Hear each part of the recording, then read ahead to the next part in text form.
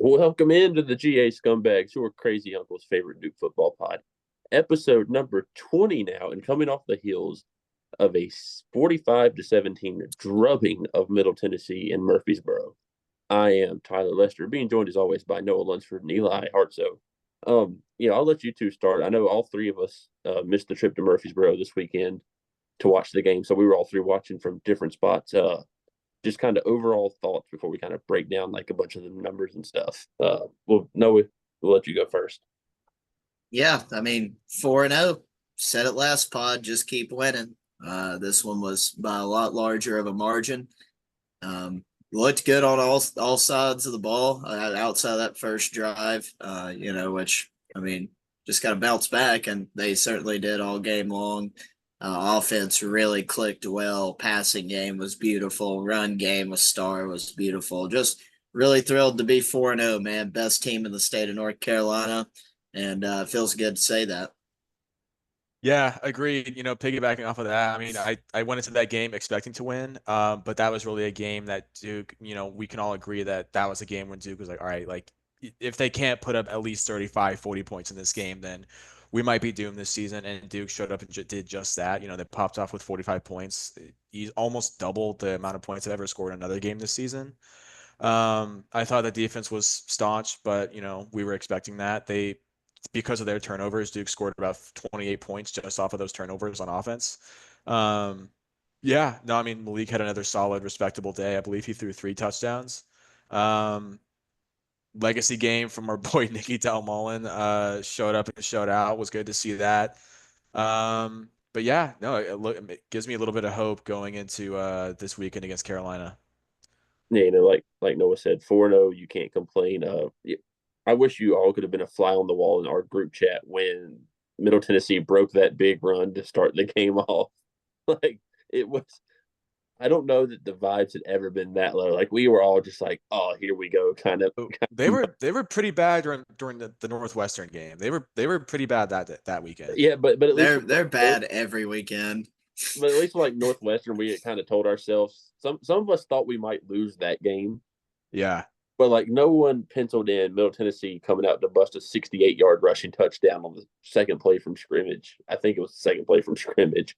Um, yeah, I mean there was a lot of good to take away. Some questionable stuff kind of during the game, but real quick, we'll just go over. We won the total yards 340 to 295. A lot of that's just because of our defense. Like we'll get to the defense, but we forced 4 turnovers, so like the offense was working with the short field most of the game. The good thing was we turned every turnover into points. That's a good sign to see. Malik 14 to 21, 216, 3 touchdowns, 1 pick. Star Thomas breakout game again for back-to-back weeks. 17 carries, 111 yards, 2 touchdowns. Eli hinted at it. Nicky Dalmolin had 4 catches for 100 yards and 2 touchdowns. And like the first, Malik's first pass of the game was like a 70-yarder to Nicky Dow. And this is no like disrespect to Nicky. You can't let Nicky Dalmolin beat you deep down the field, guys. Like Yeah. no slide in Nicky and like the slightest, but that's just wow.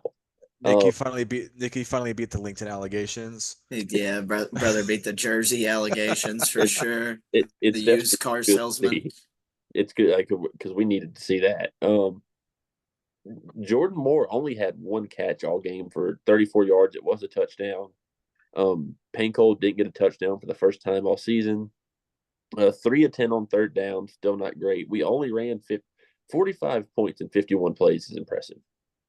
Tyler, going back to that, you probably know this and you're going to touch on it, but I think they did decide to pull more early after that weather delay. They didn't bring it back because he was kind of nursing a moderate injury that Yeah, they wanted to rest him up for Carolina.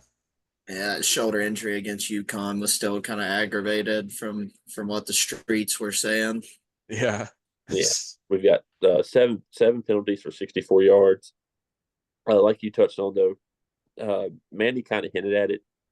Injury wise, I think he's playing it close to the vest. I expect we're going to see Jaquez come back this week. Yeah. I don't remember if Manny confirmed for sure we were going to or not. Yeah, it was confirmed. He said you'll see Quez in a certain role, is what Connor O'Neill tweeted from the press conference.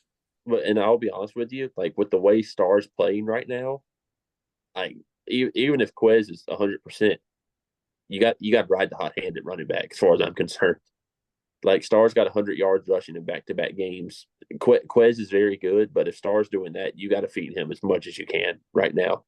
I Um, think what we'll see is I think we'll do a return back to Quez getting a majority of the snaps, but I think we're going to get a very healthy dosage of Star Thomas as well. Maybe, I don't know, 65-35, 60-40 split. What do you think?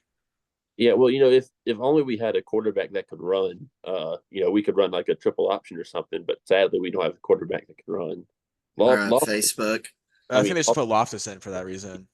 He's such a runner. Everybody on Facebook likes to let us know how much of a running quarterback Loftus was. I don't ever remember that, but good to know. but yeah, I'm with you. And he was averaging 5 yards a carry, but I think with how Stars playing now, you're not going to see much of Peyton Jones. Hey Jones, get No. ready to learn. Get ready to learn back seat, buddy.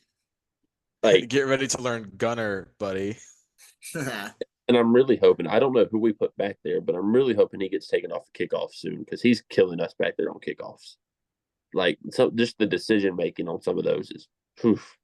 But anyways, defensively, again, just this defense, I'll always admit when I was wrong. I thought the defense would take a step back.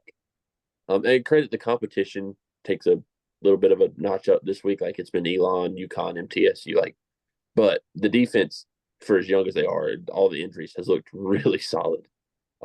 Alex Howard, 8 tackles, 3.5 tackles for loss, sack and a half, fumble recovery. Cam Bergeron, again, 8 tackles with 1 sack, tackle for loss, pass broken up. Are Wesley, these two our leading tacklers this season? Howard and Bergeron? Yeah, I um, don't. I think yeah, it's by a decent margin too. Alex Who would Howard, have predicted that? a Where's large, Trey large Freeman at? third somehow. I Yeah, would well, Krim I would Krim said third, but this, and shout out our boy Krim. If you guys checked our Twitter today, posted a really badass Duke UNC hype video. But Krim's the king of finding stats that nobody knows exist, and Or through cares? and through the first 4 weeks of this season compared to last season, Trey Freeman has 10 more tackles this season, which like none of us would expect from the way we've seen him play this year. Like, I mean, I don't know, like we're just missing it, but like I don't think we are. But like, I mean, numbers don't lie. He's got more tackles than he did last year at this point. So, well, I mean, we'll see if that keeps improving throughout the year.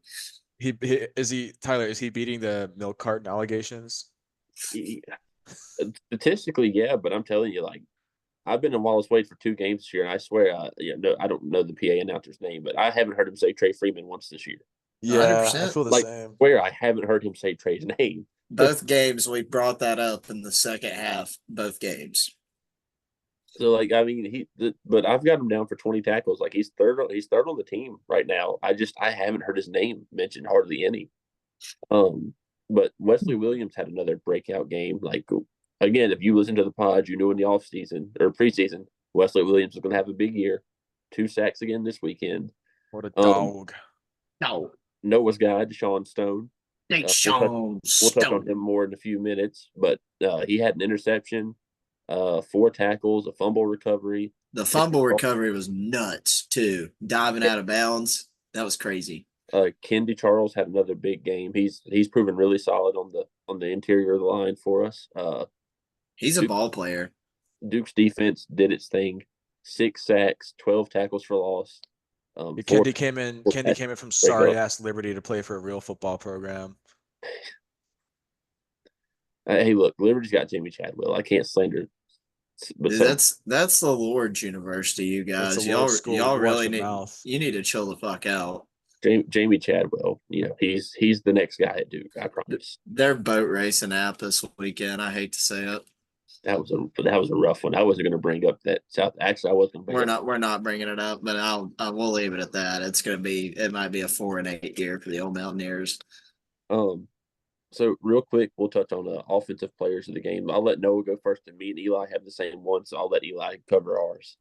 I got Malik. I feel like I haven't taken Malik yet this year, and But honestly, out of this week, Del Mullen did have a great game. But for me, I feel like Malik really facilitated the ball in a compact way. Only 21 throws, 14 completions, really dotting it up. One interception, 3 touchdowns, 7 incompletions. So I mean, it's like that's good for me. I'm gonna give him offensive player of the game.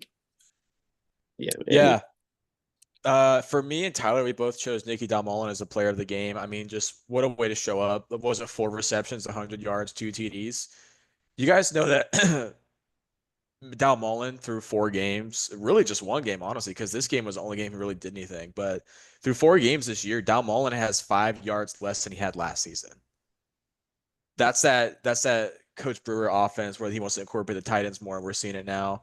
He also has 2 more touchdowns than he had last season, which was 0.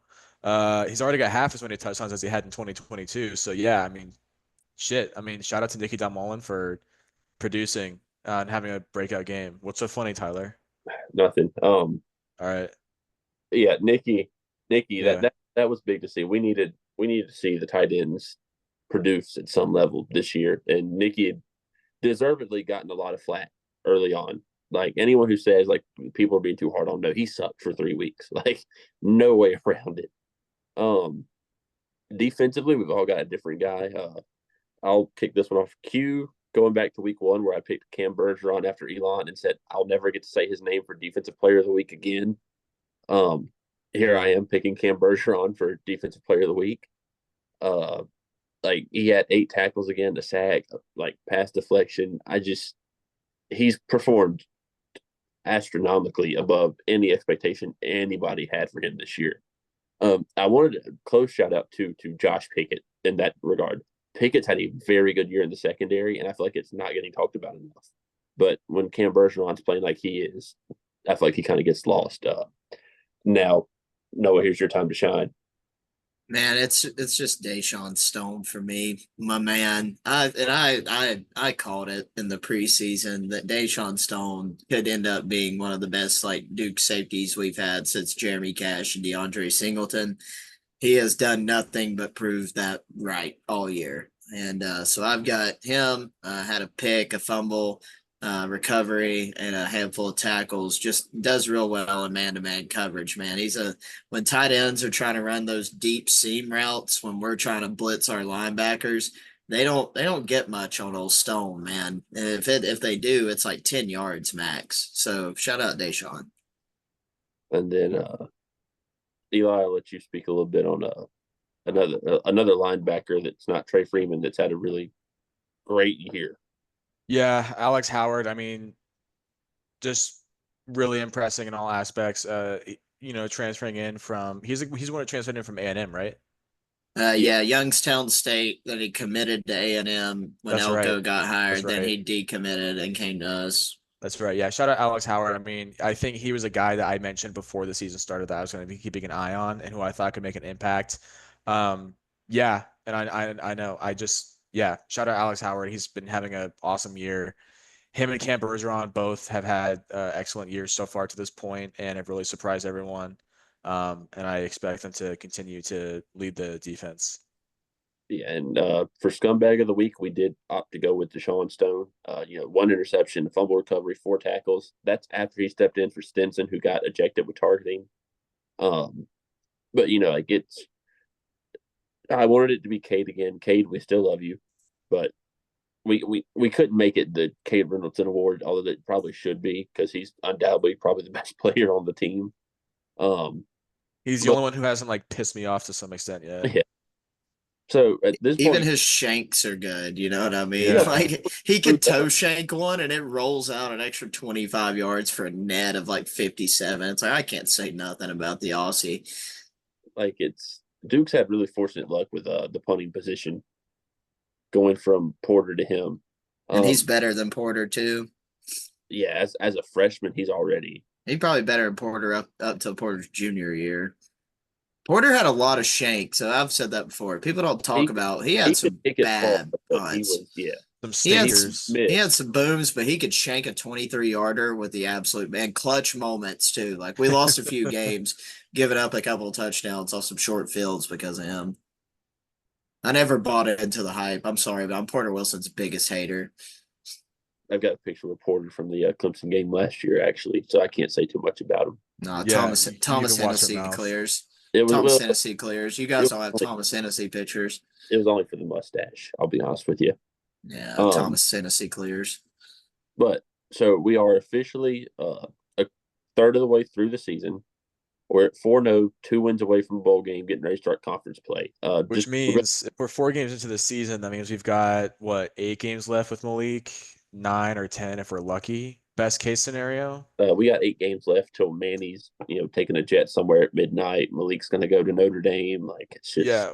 Well, wait a minute. That is, we don't know if we're going to win any conference games. 4-8 isn't going to get you hired by A&M.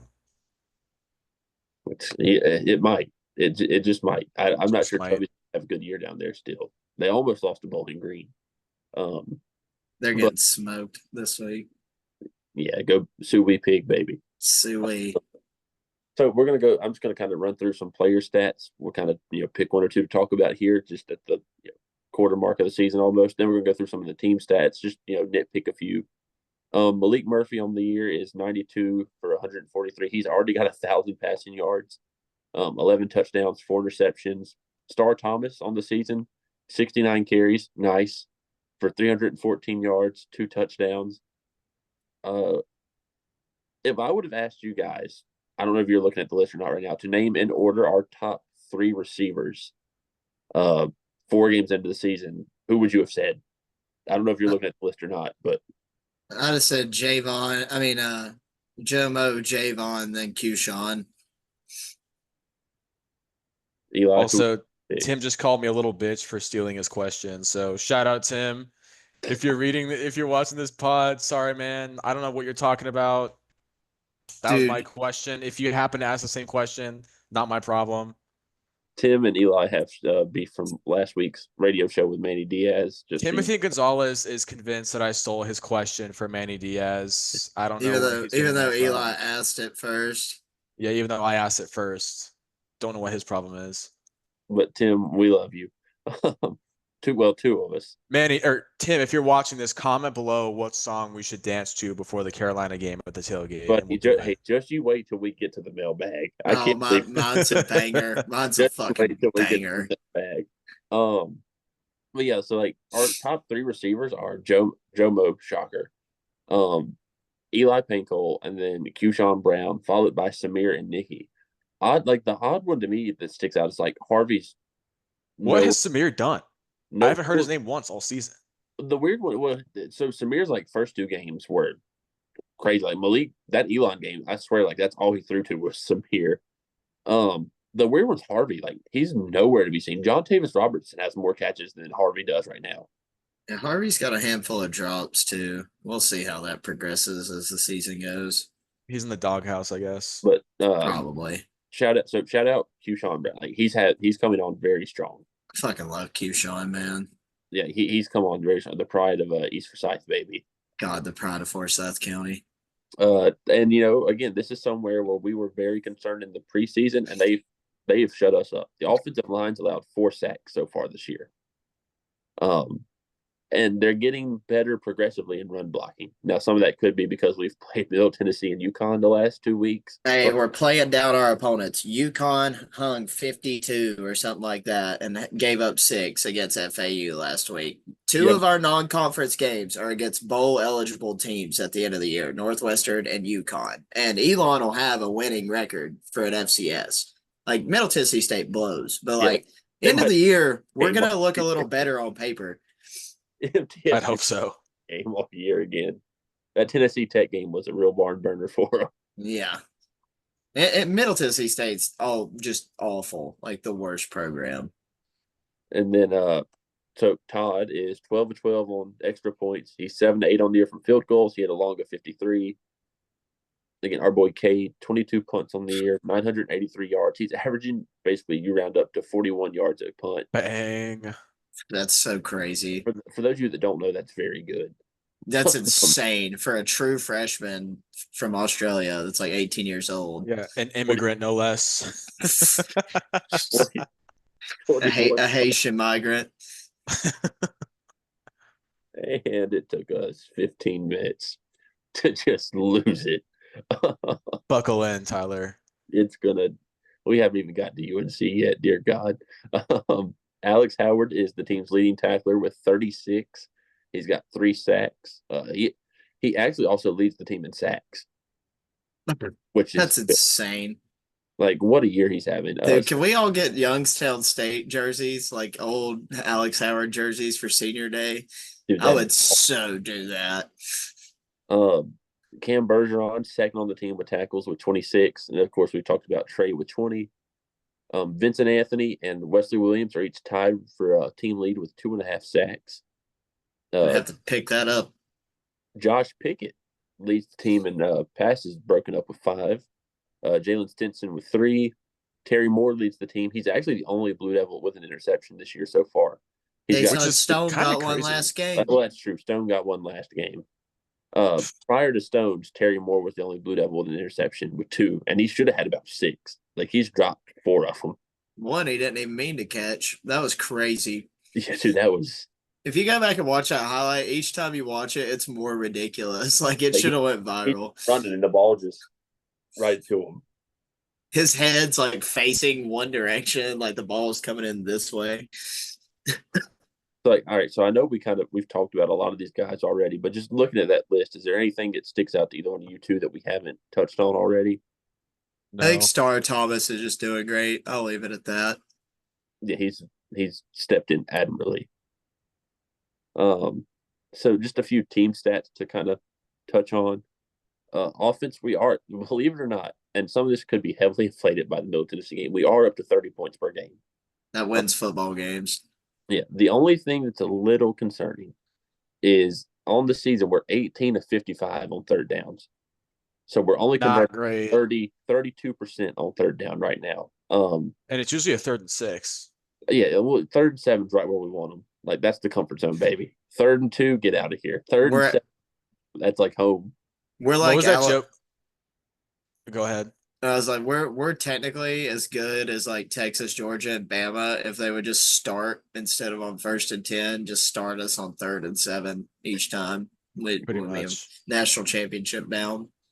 Yeah, what was that joke we were making about like we had Middle Tennessee in a 3rd and long situation, and somebody said in the group chat they've got us right where they want us. Yeah. Oh no! It's like I told you guys that 3rd and long. I was like, Duke's defense should know perfectly how to defend a 3rd and 18 because that's all they do in practice. Yeah, like, 3rd and long is perfect for the defense. We're up to 3.2 yards per carry, which is about middle of the road for the country. Like it's right around 50s, 60s, I think, somewhere in there. We are averaging 7.1 yards per completion, and we're averaging 360 offensive yards per game. So nothing just like that. We're really efficient is in the red zone. When we get in the red zone, we've been in the red zone 17 times this year. We've scored 15 times. Yeah, that's big time. That's a good number. Yeah, that's where championships are won, baby. 100%. Hardest place to score from. Something that's a little alarming to look at is you take away the Elon game where we didn't have a penalty. Our last 3 games, we've got 19. Now credit, I believe it was Northwestern where like every other snap felt like we were like false start, offside, like just a bunch of dumb pre-snap penalties is what's killing us right now. Return game, we're averaging 18 yards a kick return, so nothing to write home about because we're taking those like 5 yards deep into the end zone every time when we run it for 18 yards. Peyton Jones. Pay. The averaging 8 yards of punt return, which is respectable when we can catch it, which credit to Q-Sean. After that Northwestern blunder, he's really cleaned it up. Dude, I'll tell you what, I've never seen a group of fans after what Jalen Calhoun did to us for 4 fucking years. And Q-Sean drops one punt. And everyone's like, pull him out of the game. Oh, my God, why is he back there? We had Jalen Calhoun for 4 damn years. These people, we've seen, and TJ Rahman before him wasn't no better. Them boys muff more punts than anybody in the country. Like, what? Dude, You're sounding like the boomer Duke fans who were like, "Stop complaining. It's at least it's better than it used to be." It's one punt. Yeah, Jalen Calhoun was there last year. I ain't talking about the glory days. I'm just saying it's bullshit. We got fans up the stands. Q-Sean Brown, who's been our best returner since Crowder. Crowder also muffed 3 punts in his career. So if Q-Sean muffs 1 in a season, I ain't gonna be mad. yeah. I mean, like it's just like Calhoun almost lost just the Clemson game. People don't like. I feel like people forget that. Like Calhoun The got momentum, the Clemson game. the air went out of Duke for about 3 minutes until that defense got that stop.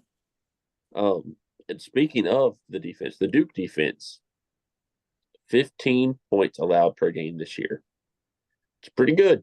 If you can hold a team to 2 touchdowns, you can find decent success. And for as bad as our offense is on third downs, our defense is even better. Our defense is only allowing teams to convert on third down 26% of the time. So like they're more or less they're converting 1 out of every 4 third down attempts, which is really solid. That means we're getting off the field. We've got 15 sacks on the season already. The only thing to note here, our pass defense has been phenomenal. Between getting sacks and we're only allowing 132 yards through the air per game, we are giving up 130 yards rushing per game, which is a little bit of a concern, but it also could be how we're playing. Like with how our defense plays, let them run the ball, bend, don't break. You're not going to take the top off of us. I think that's just the system of the havoc defense thing. Yeah. You're willing to give up some rushing yards because you're gonna when you're blitzing so much. There's gonna be a backside A gap that winds up open, and a running back's gonna cut to that gap. Like it's just gonna happen. But like the secondaries performed a lot better than I thought they would. Oh yeah, like giving up 132 pass yards a game is wild to be 4 weeks in, and we've played. I think that like to sling it. Like MTSU and UConn want to throw the ball. Yeah, the pass defense and both like the pass blocking on offense have both really been areas where I've been pleasantly surprised in like how they're performing so far this season. I mean, we'll see if they keep it up during conference play, but I think definitely both of those two I've been pleasantly surprised, and I hope they keep it up. Yeah, the last thing we'll touch on before we kind of get into the college football recap briefly, and then we'll get into the mailbag and the UNC breakdown. For as good as we are offensively in the red zone, teams have only gotten in the red zone almost 9 times all year, which is good, but they've converted 7 out of those 9 into points. That's not good. So that's not great, but I mean looking at it, we've been in the red zone 17 still times. only 60%, like 67%. Like it's a good thing that they've only been in there 9 times compared to our 17. But that's enough for that. We'll just run through a few of the games. The biggest game I want to get on this week. Oh, buddy, the State suck. And if you look at the score, Clemson beat NC State 59-35. It was 52-14, and then the State kind of just had a fourth quarter where Clemson didn't care. So glorious. Clemson's third string defense was in. Their second string played the third quarter. Their entire fourth quarter, they didn't see a starter, see a single rep. We'll touch on this a little bit more when we get to the UNC thing. But I told you guys, like, Manny Diaz next season is going to be the longest tenured coach in the Triangle. I think if this continues for Doran, if he got blown out by Tennessee and Clemson the way he did, if he doesn't beat UNC, Duke, and still get to like 7 wins, I think he's gone. Dude, they're running 5-7 this year. Look at the rest of their schedule. There's no way they get more than 3 wins the rest of the season. There's no way. They're a bottom feeder team. They may lose this week. Like, State's been wanting to get rid of Dave Doran at the top of the food chain for a long time, but the fans didn't want him to go. And fans at State is what pays the bills, not their donor, like not their alumni. Like the guys that are the top of the food chain in the State athletics, like they wanted to get rid of Doran, but the fans have forced their hand. And now that the fans are getting out on him, it's over. But it's because State fans usually are. I mean, look at Doran's record. Like the Doran special is like 8-4 with a win over Carolina and a bowl game loss. Like they're more than happy with that. So, if they somehow don't achieve that this year, who knows? We'll see what happens. I, I'm looking at the schedule and they're two. Yeah, they're 2-2. They got NIU this week, who damn well might beat them. They'll probably beat Wake, but like Syracuse, Cal, Loss. Two Duke, losses Georgia right there. Tech, Three losses. UNC. They might beat Carolina, and that could be it. They very well could beat NIU and Wake and get to 4 wins, and then And lose Carolina's four, 5. and then lose 4 in a row I'll say it and now. beat UNC. If Duke beats State in Carter Finley Stadium, Raleigh will burn. Oh, Raleigh dude, will burn. they will literally ban us from Glenwood for the rest of our lives. Like, we Yeah. will not be allowed to go back. No. So yeah, State sucks. Just a few other quick ones to touch on. Michigan beat USC 27-24. Pretty good game this weekend. Great game. Michigan runs like a triple option. Like they beat USC, learned Big Ten quick. USC is used to the Pac-12, and Michigan threw the ball 8 times all game and hung 27 on them. That's as Big Ten as it gets. But USC hung with them. Louisville beat Georgia Tech 31-19. Guys, Louisville's really good. Like I've been high on Georgia Tech. Louisville's so good. Utah beat Oklahoma State 22-19 because the Mid-12 sucks. Shout out SMU, like 70 piecing TCU this week in the Iron Skillet. Vandy Double overtime. Almost had them. Almost took down mighty Mizzou. Couldn't quite get it done because college kickers. Tennessee beat Oklahoma 25-15, and Tennessee's the third best team in the SEC. And I don't think ain't no love in Oklahoma, boys. I can tell you that much. The SEC came to play. I noticed there's one I'd like to touch on here. Texas, Ark Manning's first start, lit it up. They of course covered. Like I've said, I've told you all year. Doesn't matter how many points they give Texas, you take all 38 of them. You take all 38 of them. What a like blessing that is to like lose a Heisman caliber quarterback and replace them with Arch Manning. Yeah. They showed a thing. It was like the top 10 passer ratings in college football this year, like with a minimum of 50 pass attempts. And Arch Manning was third, and he was the only person underneath a redshirt sophomore on that list. He's a true like a redshirt freshman or whatever. Do you guys remember the 5 minutes when like Arch Manning took a visit to Duke and we thought we had a shot? I remember when fucking the McCaffreys visited Duke, buddy. That was bigger. Yeah. We all thought like, hey, like we Cutcliffe knows the Mannings, like we got a shot here, and then Georgia popped up and Texas popped up, and everybody was like, well, that was fun. And then like the Tennessee game, BYU pantsed K-State. The Mormons might be about it this year. Storm and Mormons are rolling, dude. Good team to bet on right now. And speaking of bets, for those of you, I'm telling you, like, we're consistent. For those of you that don't know how the betting world works, if you can be 500, you're considered fairly good. We're bowl eligible right now. Yeah, like in the betting world, if you're 500, that's good. If you're anything above, that's a really good year for you. Noah's sitting at 8-7. I'm at 7-6. So like, you'd be making money if you followed us this year on our best bets. With that in mind, as always, we give you 3 and then a money line. I'll let Noah hit his first real quick. So my super dog taking the points this week. Virginia Tech versus Miami. They're giving 19.5. So I'm going to take Virginia Tech to cover. Nebraska -10 versus Purdue. That just kind of seems free, man. Purdue's bad, and Nebraska just lost to Illinois last week, so I think they'll kind of go out there and run it up. This line, I don't know where or like how it's possible, but UCF is favored by 14.5 against Colorado. Like I mean, I'm terrified. I'm terrified of the money line, like outside like a $10 bet, but I'll take Colorado plus 14.5. I don't see how that even happened. And then my money line bet is Louisville plus 190 versus Notre Dame. I love that one. Yeah, I had Colorado at like 10 in my head, so that's a good number to get it at. And yeah, I'm with you on Nebraska. Like Purdue's gotten embarrassed. Like Notre Dame hung almost 70 on them. They just went to Oregon State and got beat by like 3 scores. And Nebraska's the best team they've faced yet. My money, and this is actually an upset on the books. BYU is an underdog at Baylor. I'll take that gladly. I will take that.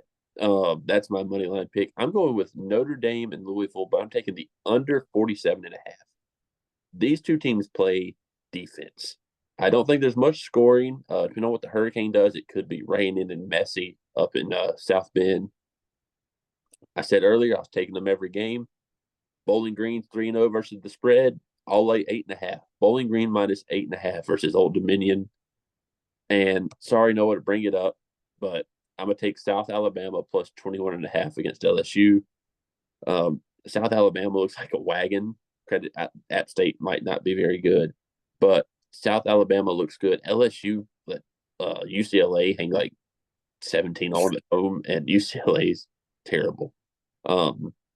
So with that in mind, that's all for our best bets. We're gonna get to the mailbag, and then we'll hit UNC because a lot of these mailbag questions are kind of related to UNC. A lot of Mac Brown slander in the mailbag, which I just love. Our guy Chris McLaughlin has a two-parter. How much do I need to bet on UNC money line to ensure a win? And then he says, is there a more painful experience as a Duke football fan than being favored in a rivalry game?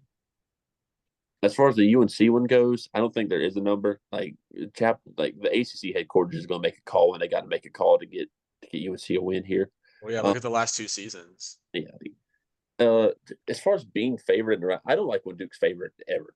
Like I just have PTSD from like Duke being the favorite in night games and it just never working out for us. So I don't ever want us to be favored. Yeah, that's where I'm at with those. This will be a fun one. I think I know the answer here. Let me take this one if I can. This one with Drew and Bentley. Yeah, can I take this one? Yeah. So our friends Drew Cheshire and Bentley Weeks ask, "Are we storming if we beat UNC?" Yes, we are. I've seen some discourse on this week about people saying, I don't think it's right to, storm if you're beating an unranked opponent. I don't think it's right to storm the field if you beat a rival. Like, the only time you should be storming is if you're beating, like, a top 10 team or a ranked team that's not a rival, whatever. I don't give a shit. I don't give a shit. If Duke wins this weekend, it'll be the first time since 2018 that Duke has beat Carolina. Also, they stormed us last year after barely beating us in double overtime against our third string quarterback with their prodigy at their quarterback position. And they were 10-point favorites that game. Yeah, they were 10-point favorites that game, and their god, Drake May, needed double overtime and insane help from the refs to beat our third string freshman quarterback by 2 points. They stormed the field, and after that, it's, you know what, fine. There's no rules about storming the field against UNC anymore. Like if Duke wins, we're storming the field, and I'm personally telling Mac Brown to, get ready to learn Jimmy Buffett Margaritaville retirement community in Boca Raton, you fat fucking fraud. Yeah, I'll send you a pack of adult diapers. And get ready to learn a Depends sponsorship. Yeah, I'm not going to spend much time, like Eli said. I understand, like, we didn't storm in 18 when we beat them. Like, yeah, but there was like a 5-year drought before that. That's what I'm saying. Like, there are times where like it's acceptable to do that kind of thing. Yeah, this is one of those. Like, there's so much more than just us beating Carolina this game. Like on the line, like this is this game. Mandy's going to downplay it all he wants. This game means a lot to Mandy Diaz. Oh yeah, definitely. I've met Manny several times, but one of the times that I ran into him, I said something about like, Manny, I need you to get your comeuppance against Mac Brown and beat Carolina this season. And he immediately, with no hesitation, said, "Who are you telling?"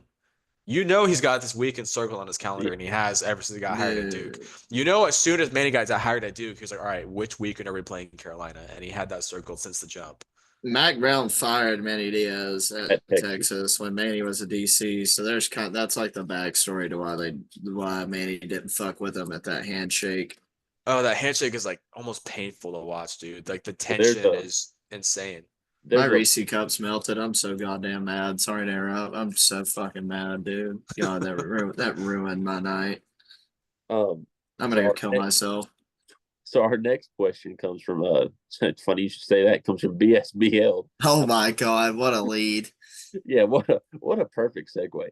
He says Clemson, Louisville, ACC championship, or does Miami sneak in? And I was like, Clemson, Louisville.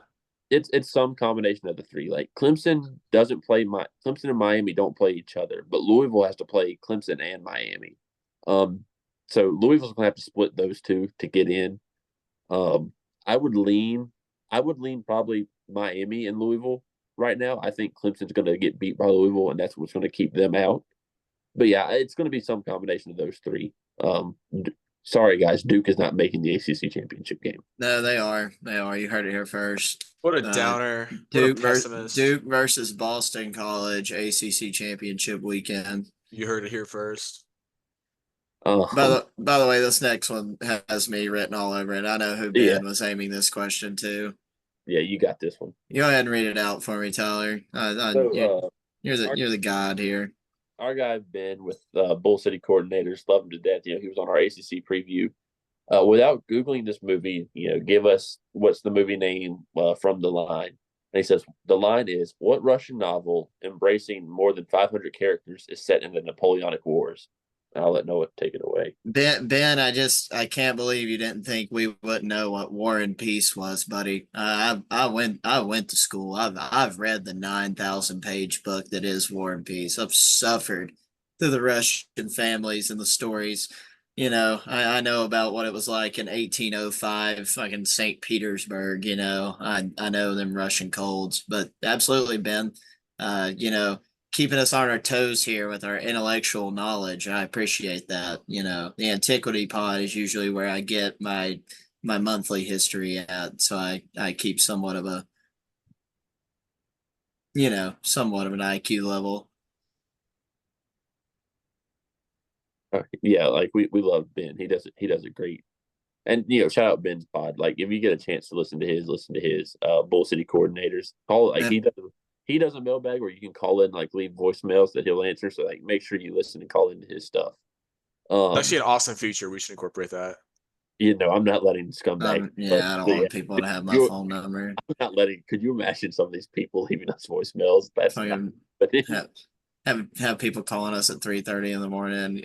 Guys, I don't like Malik Murphy. I want Grayson Loftus to play. Yeah, right. Speaking of which, that comment I just left on the Duke football post in Facebook when I joked sarcastically that it should have been Loftus from the start. Somebody replied and they're like, "Damn right, thumbs up." Probably Barry Bum. Oh man. Our next question comes from Will Countess, and this is actually kind of poetic. He said, nothing would make me happier than retiring Mac, how UNC did to Coach K. And he says, how can we improve third down efficiency, maybe making Beelan the third down quarterback? For those of you that don't know, to touch on the first part of his thing, Mac Brown got so butthurt after JMU hung 70 on him that he told his guys in the locker room that he was retiring that night and then had to come back out because it leaked and had to tell the media, no, I'm not retiring. So it would be funny if this was we sent him out kind of thing. As far as third down efficiency, I think it's just this offense. We're just not made for third downs. Bringing Beelan in more for certain situations could help, but we're a very boom or bust offense at this point. We're not going to be an offense that makes 15 plays, 7.5-minute drives. We're gonna, if we score, we're gonna score in under 7 plays. We're gonna get the ball down the field quick and hit shots. We're not as much as I'd like to see third down efficiency improve, I just don't think it's high on this offense's priorities kind of thing. Yeah, and I think that if there were two things we could do to improve third down efficiencies, one, set ourselves up better for third downs, instead of third and six, third and 8. Baby. Yeah, get us into situations where it's 3rd and 2, and then at that time, maybe throw Henry Beelan in there for a little bit of a wrinkle to do some wildcat type shit. But yeah, those are two things that we could probably incorporate just to kind of improve third down efficiency. I can't wait to rename this pod the 3rd and 6 podcast. Yeah. Can't wait. Third long. Yeah, the 3rd and long. Our guy Jason Rogers, shout out Jason and Cash. They were at the Elon game, I think, yeah. So we hadn't seen them this year, but they were at the Elon game. Jason says tackle for loss ranking, and Duke is currently number 1 in the country with 46, and we're number 4 in the country with 3.75 sacks per game. Oh. Jason then says, "Is Matt coming back?" And that he's done this year. Mac will not coach next week, I bet. I got a gut feeling this is it. Yeah. And now this is a really interesting question. Roll coverage, which I think is another podcast. They left us a question. They said the biggest issue Duke faces inside their own building. I'm gonna take this one first. I feel like we can all give different answers here. It's got to be academics. Like the academic standard is the biggest thing holding Duke back because we can't go get that four-star guy that can't write his own name down, but will hit harder than a Mack truck. Yeah. And that's Like, the thing, especially like with Manny as a coach. I think Manny's obviously, I think Elko cared about academics, but I think Manny is definitely one of those guys who's like, well, the grades and the education come before anything. So, and I may be wrong here, but I thought I heard at one point that like Elko, when he was here, what's fat? kind of mentioned to the administration that like, hey, like if you guys want us to go get some dogs, you guys got to ease up on the academic side of things just a little bit. These boys Definitely the ain't coming here academic to side. play school. Yeah, they came here to win chips, baby. Yeah. No, what would you think? What he's got for Duke's You biggest issue? you actually stole mine, so I'm just gonna go with getting better DJs. Which Oh, yeah, that changes this week. I am almost like this is just the kind of guy I like to put. I'm a partying dude. I love to go to the club. I am probably just a pubic hair less excited about Jonas Blue than I am for the actual game itself. Like yeah. if That's if going to be Duke and such a banger. if Duke and Carolina wasn't playing and somebody was like, "Hey, dude, Jonas Blue spinning a set in Charlotte or Raleigh," like that would be what my weekend was. No questions asked. That's going to be such a fun time. Eli, you got anything for that one? No, You too. um, so speaking of our guy Tim earlier, again, Tim says, "What song?" also Tyler, your camera's off, by the way. Oh shit! We might be having technical difficulties. Way to Can you fuck it hear me? up, Eli. Yeah, we can hear you. All right, we'll see if we can get that figured out. Tim says, "What?" And that's with no H. Song will y'all be jamming to at the tailgate Saturday? Then he says, "Number one thing to beat UNC is it the forced turnovers or cut back on penalties?" Tim, you know my answer to this. Eli's going to cringe here because he's no fun. It's going to be every time we touch. No, It'll forever be every time we touch. Eli, what's your tailgate song of choice for this weekend? it's gonna be No Limit by Two Unlimited. This is a song that our boy Tim put us onto that me and Noah danced to last time. Eli's going to get us struck down for copyright. Damn it! That's so funny. You can't copyright that crap. Nobody cares about that song. Mine's gonna be "Don't Stop the Music" by Rihanna. What a banger! Have you guys ever heard of Seven Nation Army? By the way, No, No, is it new? is that yeah, that yeah. one? It's like the Inner Sandman shit. No, That I think realistically, if I had to choose a song to get lit to at the tailgate, especially this week, is probably what's the song by Young Dolph? How you love that? Yeah, How You Love That by Young Dolph. That's the one.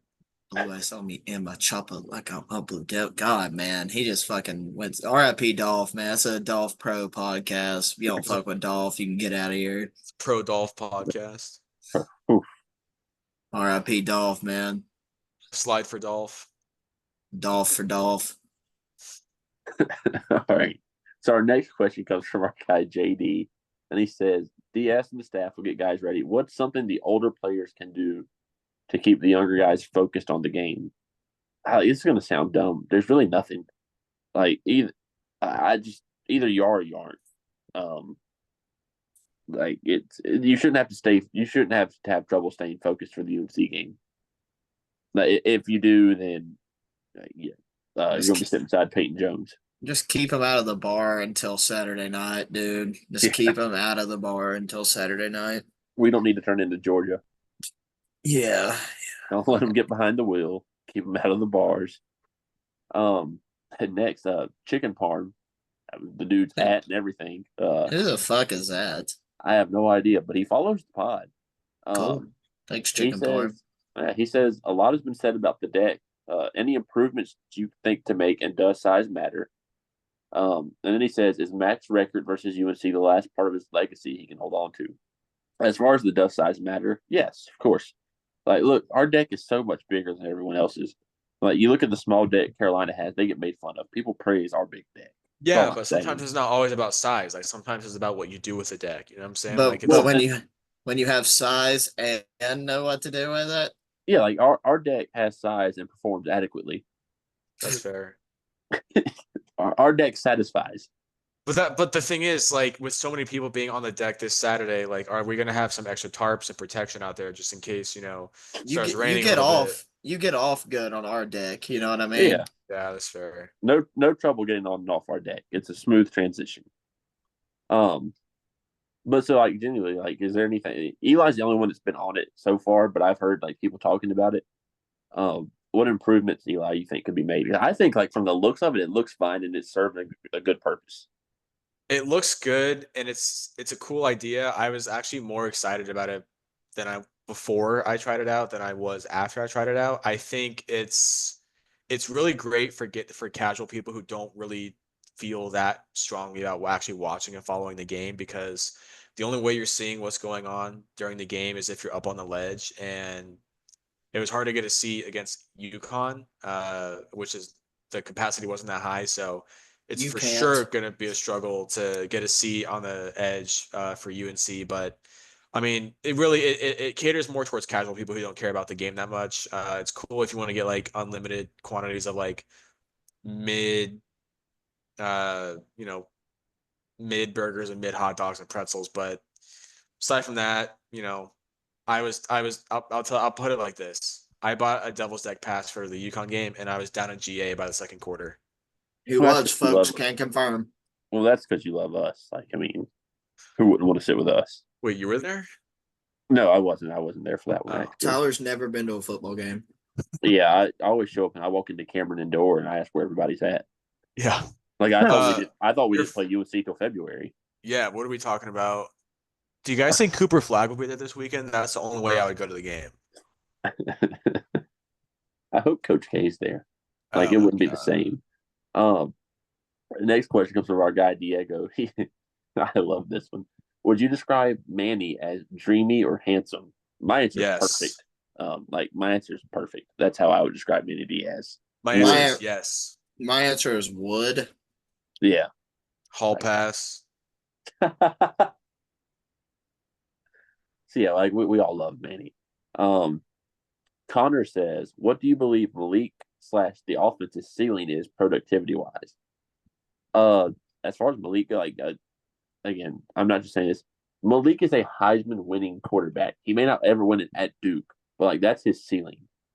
This offense, I think you're kind of seeing it. Like the Middle Tennessee game was this offense's ceiling. 45 games, peak efficiency, or 45 points, peak efficiency. Malik completes 16 or 21s, like almost 80% of his passes. He's going to throw an interception every now and again, so ignore that. Um, you got like what do y'all think about the offense's ceiling or Malik's ceiling overall? 3,500 yards and 35 touchdowns a year, probably. Like ceiling, I mean, it depends. Like, are we talking about this year at Duke or next year when he transfers to a bigger When he, powerhouse program? when he goes to A&M next year. Okay, yeah. Well, let's see. At Duke, his ceiling is going to be 3,200 yards, 27 touchdowns, 13 picks. What about elsewhere? What would his ceiling be? If he goes somewhere else, probably 3,600 yards, 35 touchdowns, 8 picks. That's solid. Coming up. So this wasn't really a question, but we kind of hinted at this earlier. Steve Cook says Manny fired at It's Texas. definitely cock, by the way. Yeah, well, we're trying to be we're civil pod. I want to say I don't know how old Steve is. I don't want to get bullied at school because of his name. Mac fired Mandy at Texas. Mandy revenge game. Couldn't agree more, But, Steve. well said. Next question. Well said. Um, our guy Ryan Parsons, New York Blue Devil. Will Oakley eat Eli? It's in the air. It's a good Maybe. chance. Maybe. If He'd have to oh, he'd have to catch up to me though. Per sources, Oakley just wants a hug from Eli, so I don't Well, think he would eat him anymore. I think we well, were all I'm wrong on saying that one. is, He if wants Oakley peace. wants if Oakley wants a hug from Eli, two of us have something in common, but he probably won't get it because Eli's a bitch. I'm done talking about this with you, Tyler. I offered you a hug against Elon and you said no. I'm done talking about this. Tyler, Next you playing question. victim all the time. You're just like Yeah. You're just like a P Sack Diddy up. lover. Yeah, sack up. Next question. I don't keep baby oil in the house, so it couldn't be me. Well, you Lie won't need again. it. You won't need it with me. Next question. Oh my That's insane. Brandon Cooper, last question for the day says, last time Duke faced UNC after a 20-point loss. I thought I'd have to go back further than I did to find this, but actually it's not a good omen for us. It happened in 2021. Georgia Tech beats UNC 45-22. UNC beat Duke the next week 38-7.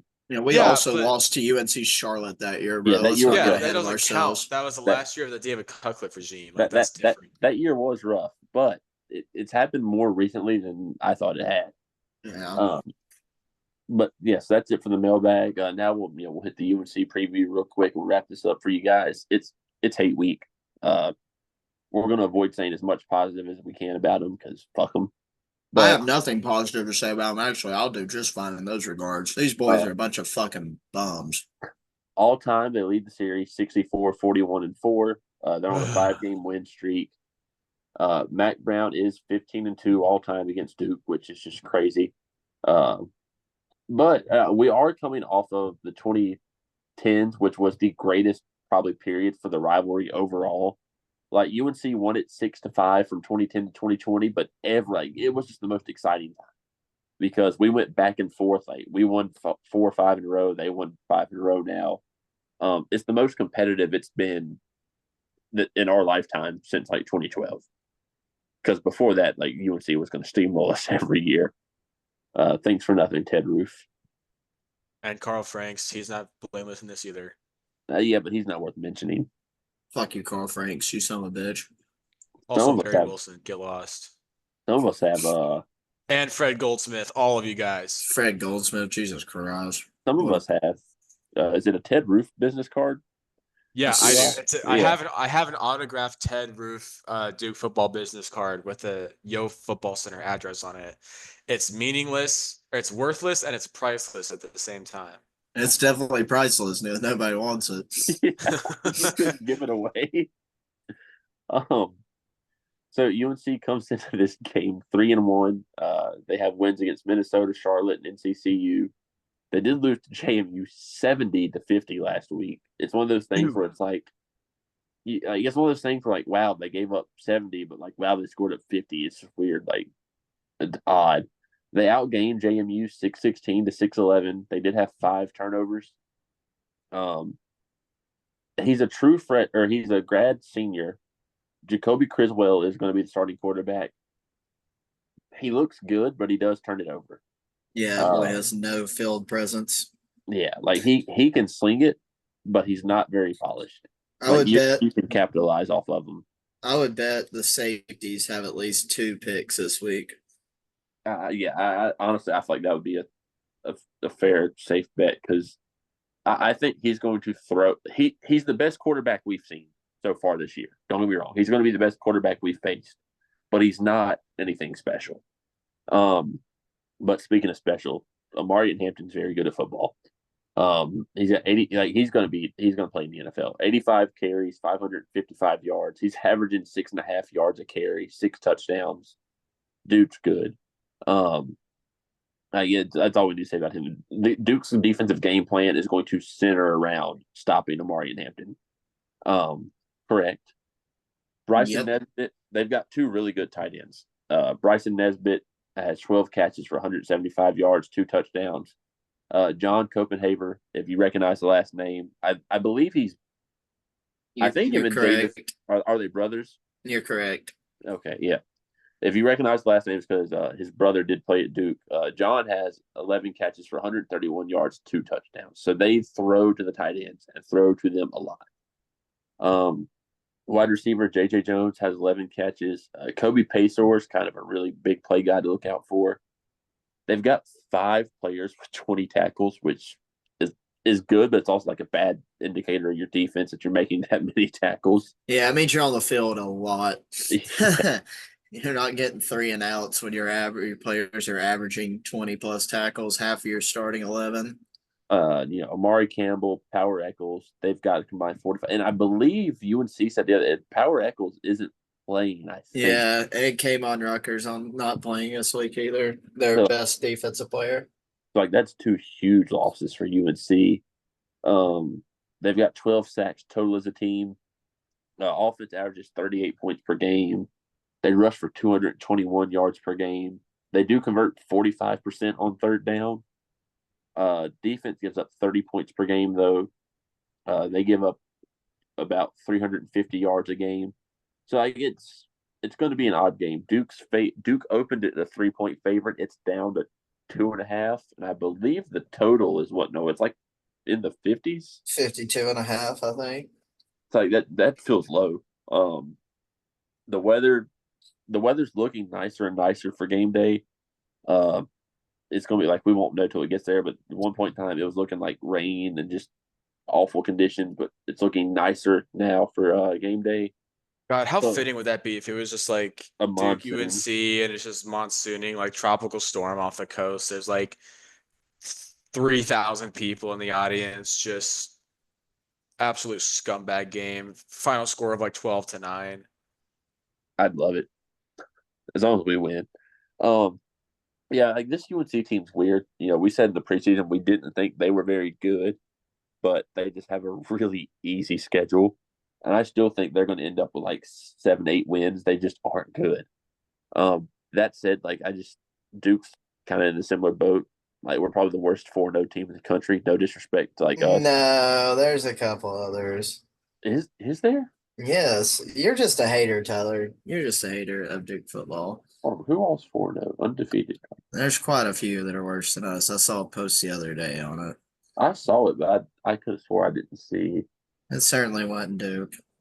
All right, let's see. After week 4, Army, Navy, Better than both of those.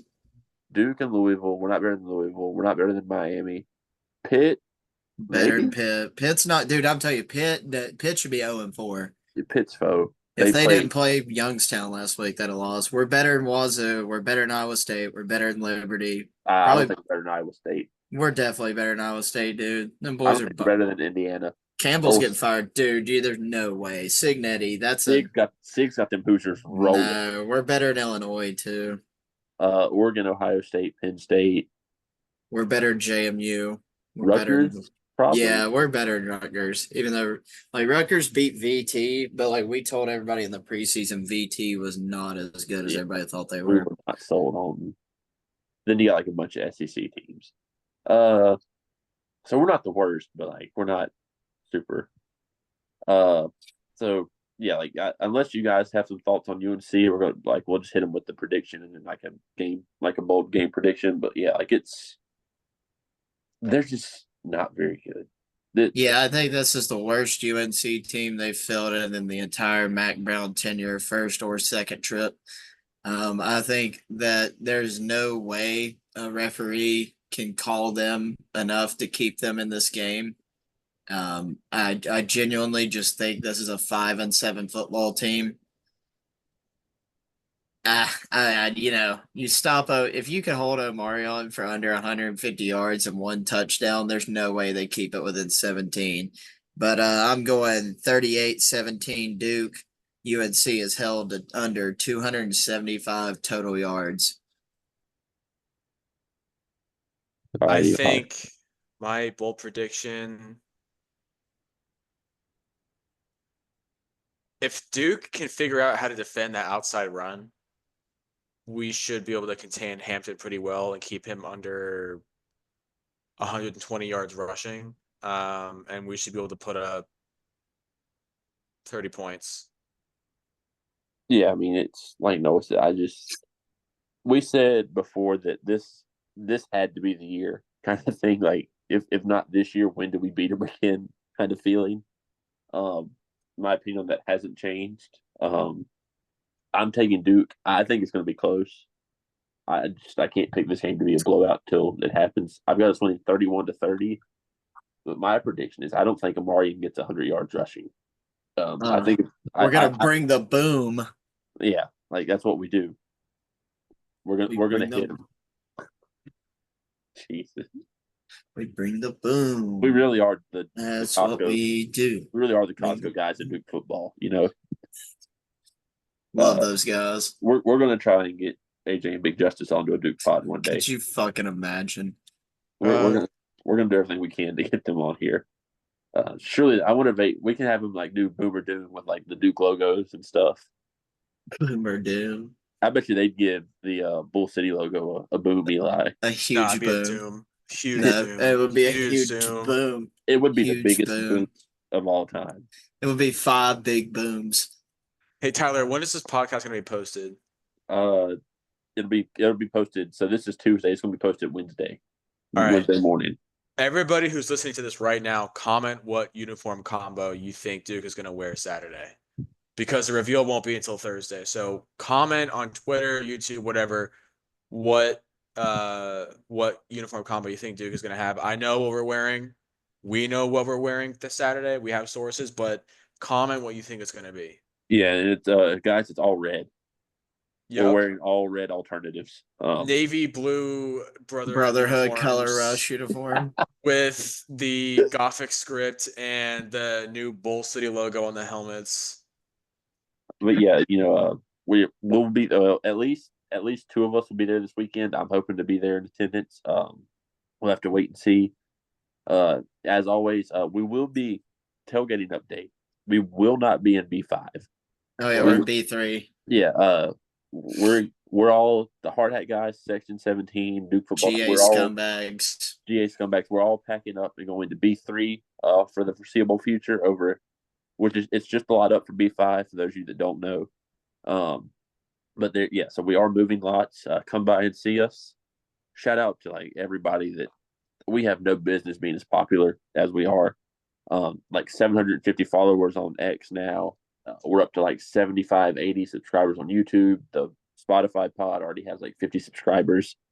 Thank anyone who listens to this. Make sure you are following us on like every social media. We're trying to kick our social media intern in the head again and get him to post some more TikToks. Love Krim. Thank you guys for everything you do. And until next week, DDMF.